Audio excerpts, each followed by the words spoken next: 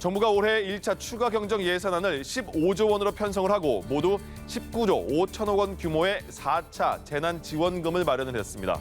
소상공인과 자영업자들의 시름을 덜어줄 실효성이 있는 지원책이 될 수 있을지 짚어보도록 하겠습니다. 그리고 SK이노베이션이 LG 에너지솔루션과의 배터리 분쟁에 조 바이든 미국 행정부의 개입을 요청했다, 이런 외신 보도가 나왔습니다. 자, 미국으로의 수입 금지 명령을 내린 지난달 ITC 결정의 번복을 요구한 겁니다. 자, 배터리 분쟁에 어떤 영향이 있을지도 살펴보겠습니다. 지금까지 경제 읽기 브리핑이었습니다.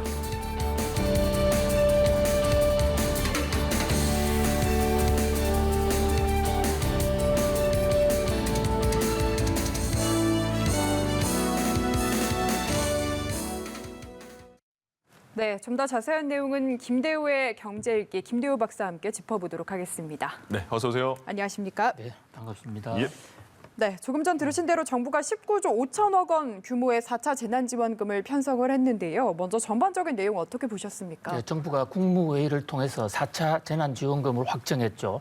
우선 주목을 끌었던 게 규모입니다. 규모가 19억 5천억 원.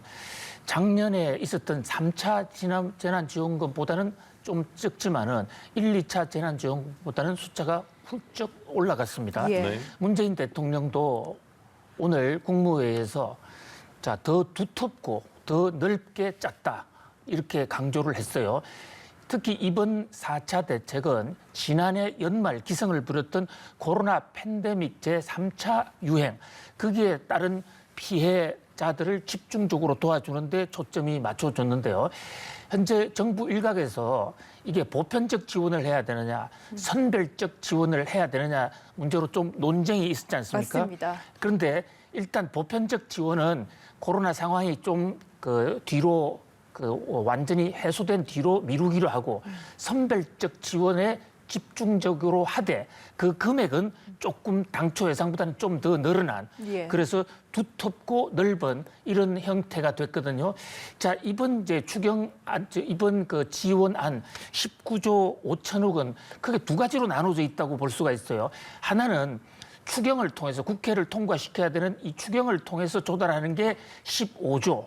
그다음에 나머지 4조 5천억 정도는 기존 예산을 전용하는 방식인데요. 예. 그중에서 특히 관심을 끄는 것은 역시 소상공인들, 이번에 코로나 팬데믹 때문에 정부의 집합 금지 명령이라든지 제한 명령에 의해서 영업을 하지 못해 타격을 입은 그 소상공인에게 8조 1천억 원이 지원됩니다. 네. 상당히 많은 규모죠. 그다음에 또 신규 고용을 유지하는 쪽에 추경에서 2조 8천억, 또 기존 예산에서 1조 8천억, 이래서 4조 6천억 정도 지원하고 방역 대책 이렇게 지원하는데, 특히 이번은 구체적으로 손실에 대한 보상은 아니지만 예. 손실의 보상적 성격도 있다. 규모는 좀 늘어났습니다만은 과연 이제 소상공인들이 그 피해가 어느 정도 아물 수 있을지는 예. 좀 더 두고 봐야 될 것 같습니다. 그러니까요. 영업을 계속 못했던 업종도 있고 제한된 업종도 있잖아요. 그럼 좀 구체로 들어가서 어떤 업종에 어느 정도 금액을 그럼 받을 수가 있는 거죠? 네, 정부가 아주 구체적인 가이드라인을 확정을 했어요. 예. 국회를 아직 통과하지는 않았지만 통과될 가능성이 높다고 보고 좀 말씀을 드리면요. 네. 네. 최대로 받아갈 수 있는 금액, 손실보상금 쪼로 받는 것이 500만 원이 될 것으로 보입니다. 네. 그러니까 정부의 집합금지 명령이 있었고 그에 따라서 영업을 하지 못했다. 그런데 또 지난해 연말에 그 집합금지 명령이 조금 연장이 됐거든요. 네. 체육시설, 노래방, 유흥시설 이런 곳이 주 대상인데 여기에는 500만 원씩 지급합니다. 예. 지난해 최고 300만 원에 때 비하면 훌쩍 많이 늘어났죠. 예. 여기는 11만 5천 명이 대상이고요. 자, 집합 금지는 됐는데 연장은 되지 않아서 연말에 좀 해제가 풀렸다. 이런 쪽은 400만 원. 여기는 학원이 들어가 있습니다. 네. 학원들은 7만 명이 대상인데 400만 원씩 받을 수 있고요. 또 집합 제한, 시간 제한을 받지 않았습니까? 예. 네. 그 경우는 지금 96만 명은 300만 원씩 지원을 받을 수가 있습니다.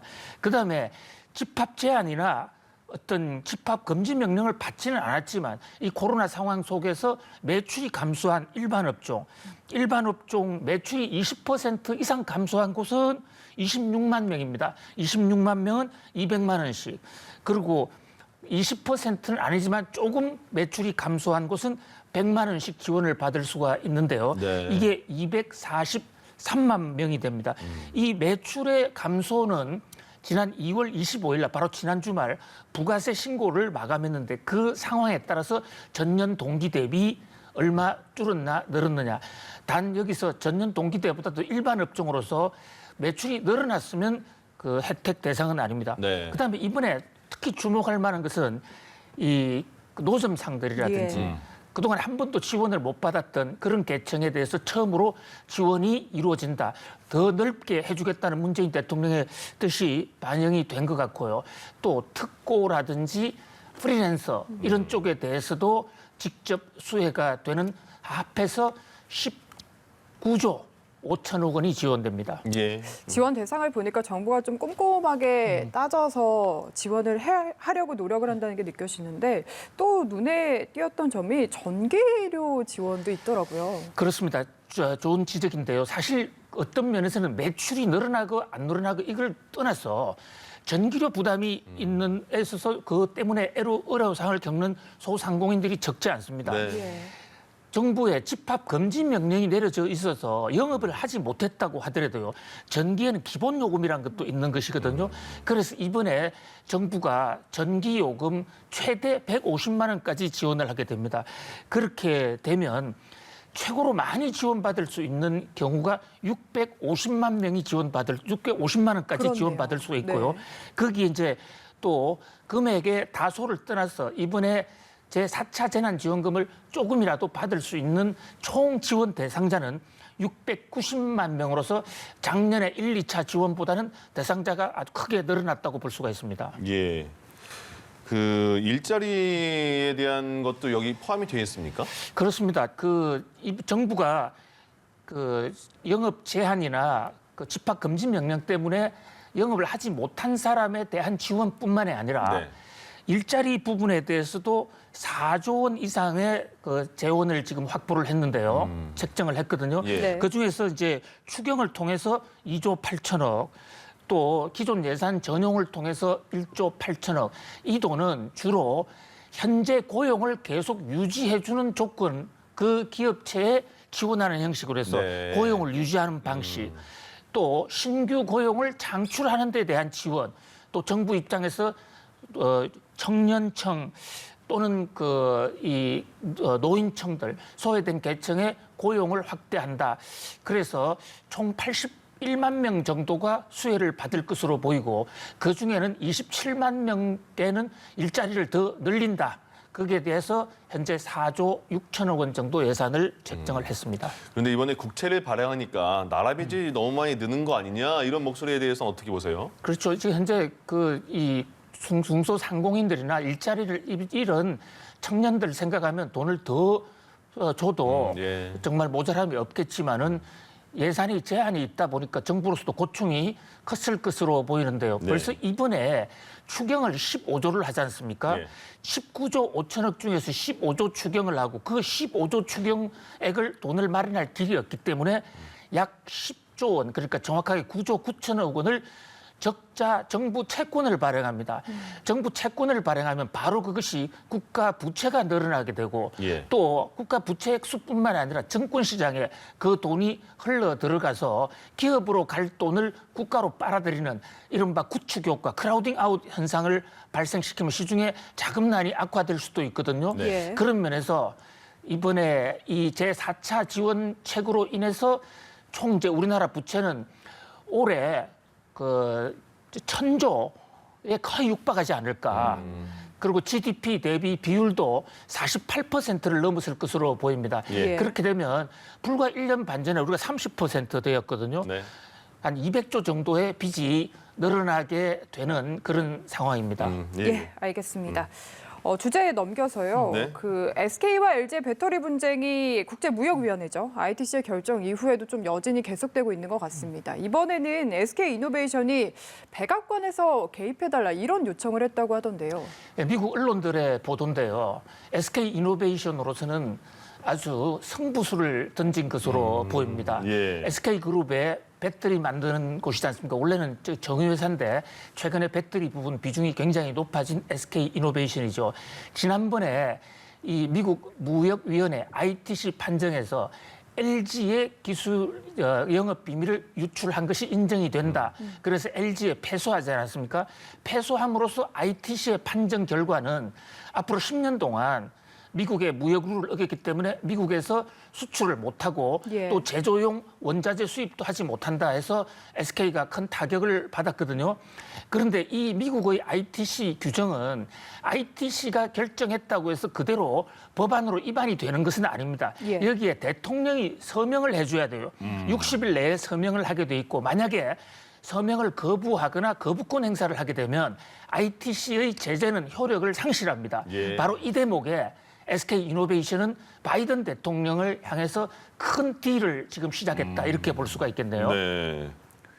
어떻게 될 것 같아요? 예, 자 지금 이 SK가 이렇게 큰 딜을 할 수 있었던 그 가장 큰 뒷배, 네. 가장 가장 큰 배경은 지금 미국 ITC의 요구 조건대로 ITC의 규정대로 10년간 SK 이노베이션을 미국 내에서 영업을 하지 못하게 한다면 예. SK가 피해를 보는 것이 아니라 그 이전에 미국의 배터리가 부족해져서 미국의 전기차는 물론이고 미국의 친환경 산업이 큰 타격을 받을 것이다. 예. 해서 바이든 대통령이 좀 국가 이익을 생각하는 편에서 대승적으로 거시적 판단을 해달라. 더더군다나 지금 SK 이노베이션은 조지아주에 예. 가장 큰 배터리 공장을 운영하고 있고 또 제2, 3공장 건설을 하고 있거든요. 예. 그런데 10년간 영업을 하지 못하게 하면 우리 더 이상 건설하지 않겠다. 또 건설을 해봤자 의미가 없는 거지 않습니까? 그렇죠. 네. 이제 그런 것을 받아들면 바이든 대통령 입장에서는 어떤 전략적 선택을 할 수밖에 없다. 특히 환경에 대해서 각별히 신경 쓰고 있는 바이든 대통령을 이제 노리고 있고 특히 예. 또 SK 이노베이션 입장에서는 이번에 ITC의 판정도 LG의 영업 비밀을 SK가 뺏어왔다는 게 아니라 ITC의 판정은 그 관련 자료가 분실됐기 때문에 그런 것으로 추정된다는 것이니까 SK 이노베이션으로 좀 억울한 측면이 있다. 이제 이렇게 해서 바이든 대통령과 빅딜을 직접 할 것으로 보이고 만약에 바이든 대통령이 예. 저기서 거부권을 행사해주면 SK는 미국에 더 많은 배터리 공장을 세울 수가 있겠죠. 근데 문제는 예. 여기 이제 그 반대 관계에 있는 우리 LG 예. 그 화학에서 이제 그 100% 출자한 LG 에너지 솔루션이라는 회사 네. 여기서 또 백악관에 편지를 넣었어요. 아. 네. SK 이노베이션 얘기를 들어주지 말라. SK 예. 이노베이션은 LG의 영업 비밀을 침해한 것이 사실이다. 그리고 현재 일부 언론의 보도에 따르면 만약에 SK 이노베이션이 예. 배터리 공장을 미국에서 철수한다면 LG가 더 많이 만들게. 아. 이런 식으로 하면서 예. 지금 한국의 두 배터리 회사가 바이든 대통령의 이 마음을 오락가락하게 하고 있는 그런 상황입니다. 아직 전쟁이 끝나지 않았군요. 자, 정의선 현대차 회장, 최태원 SK 회장 오늘 만난다던데 왜 만나요? 그래서 오늘 수소경제위원회가 있습니다. 예. 우리나라의 지금 그 에너지 건대화, 이 탄소 점유율을 낮추기 위해서 전기차로 하나 가야 되는 방향이 있고 수소차 두 개가 있는데 네. 우리가 비교적 수소차 쪽에 기술이 앞서가 있거든요. 정세균 국무총리 중심으로 만나는데 여기서 정의선 현대차 회장과 예. 최태원 SK 회장이 만나게 됩니다. 둘 다 멤버인데요. 특히 SK 같은 경우는 최근에 수소 멤버가 아니었습니다. 예. SK는 대표적으로 화석연료, 그러니까 가솔린이나 경유를 많이 하지 않았습니까? 네네. 그런데 최근에 그것을 다 팔고, 다는 아니지만 점진적으로 팔면서 미국의 수소 회사를 인수하고 수소 쪽으로 발빠른 행보를 하고 있거든요. 예. 그래서 생산은, 수소 원료 생산은 SK가 하고 또 그 사용을 전기차에 현대차가 하면 큰 시너지가 나지 않을까. 그래서 정세균 총리가 두 분을 아주 딱 그 옆자리에 앉도록 해서 초빙을 해서 지금 네. 대화를 대화의 장을 마련했는데 성사가 된다면 예. 우리 산업 발전, 특히 에너지 산업 혁신에 상당한 기여가 될 것으로 보입니다. 네, 앞서서 K수소 어벤져스라는 표현이 또 눈에 띄는 것 같습니다. 그렇군요. 예. 그렇습니다. 예. 네, 마지막으로 하나 더 짚어보고 싶은데요. 김승현 하나그룹 회장이 7년 만에 경영 일선에 복귀를 하는데 하나그룹도 좀 많은 변화가 있을까요?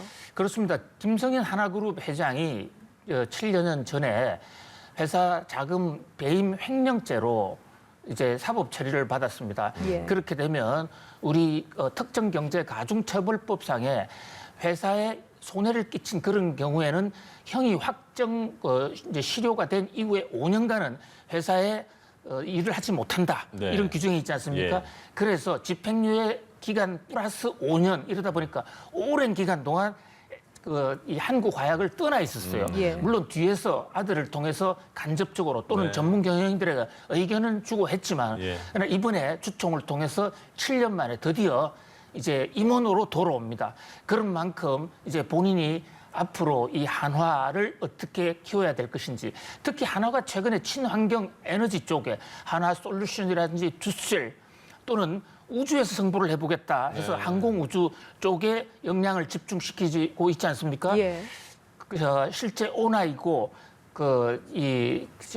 김성현 회장 회사의 최실권자가 오게 되면 그만큼 신사업에 대한 투자가 훨씬 더 본격적으로 추진되지 않을까, 미래 사업이 탄력을 받을 수가 있다, 이런 전망이 나오고 있습니다. 예, 알겠습니다. 여기까지 하겠습니다. 김대호의 경제 읽기 김대호 경제학 박사와 함께했습니다. 고맙습니다. 감사합니다. 감사합니다.